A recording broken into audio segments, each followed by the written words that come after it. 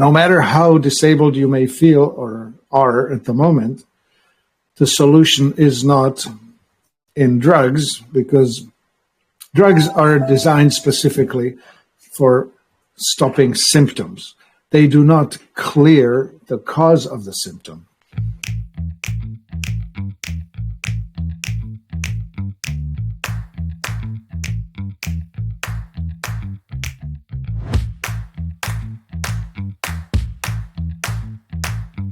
I have a post from someone in the group that I thought was worth sharing, because it goes to the despair part of it, right? I'm seriously scared here to the point of having panic attacks. I have no income. Calling my Department of Social Services gave me nothing. Can't get any more unemployment insurance. I don't know what to do. I'm freaking out. I won't be able to handle an in-person job. I can count on how many times I could leave the house on my fingers due to pain. I have bills to pay, and God knows when my hearing will be scheduled, I guess, to get social services. Does anyone have any miracle advice, because I'm breaking down? Right. Well, yes, this is the tale of misery, right? Like there's a post in our blogs that lists the 12 stages or 6 stages of whatever fibromyalgia, and you start with aches and pains and the occasional headache, and then you get the occasional flare when you're disabled to the point of not being able to work, and then you are disabled for extended periods of time, and then you are, and so on. The decline continues, right? Like it's just a level of disability that you reach as you go. And no matter how disabled you may feel or are at the moment, the solution is not in drugs, because drugs are designed specifically for stopping symptoms. They do not clear the cause of the symptom. Meaning this, and as an example, your migraine or your headache is not the deficiency of Tylenol.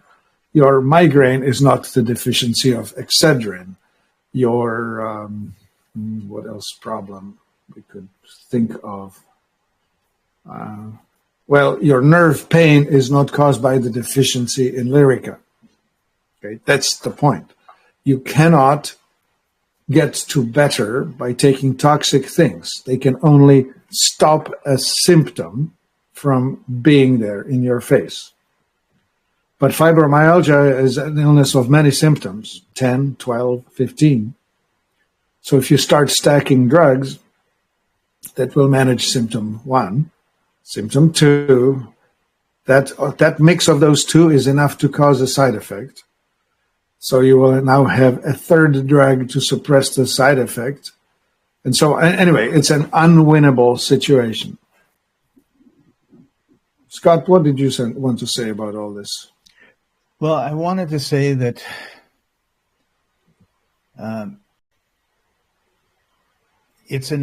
this individual has an emotional problem.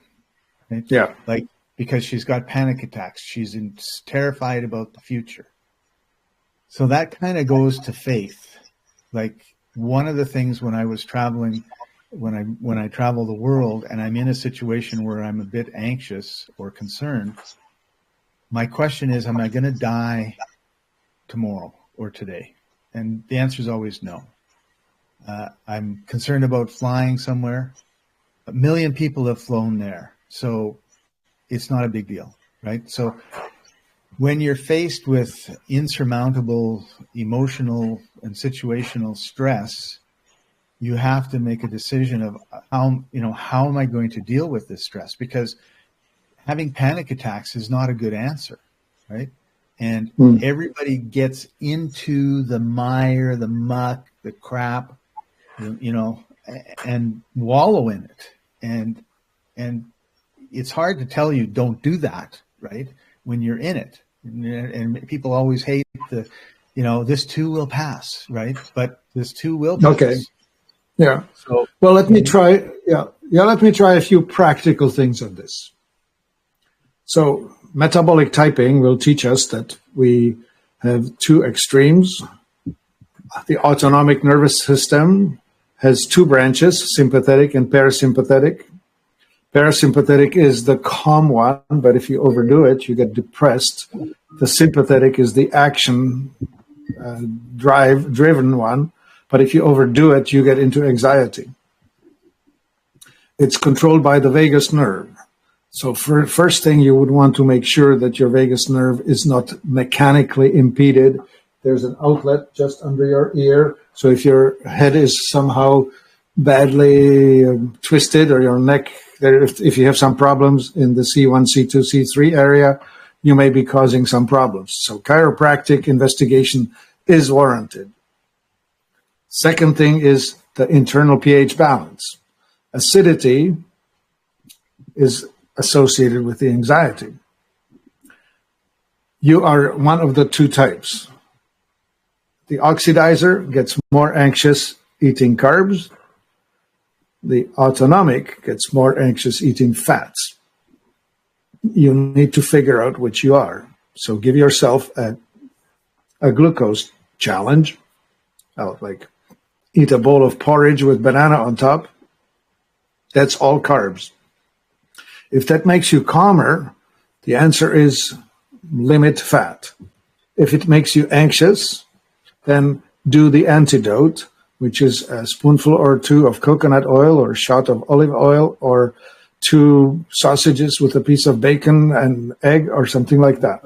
Like an omelet with 2 pieces of sausage or whatever, eggs, proteins, steak, fat.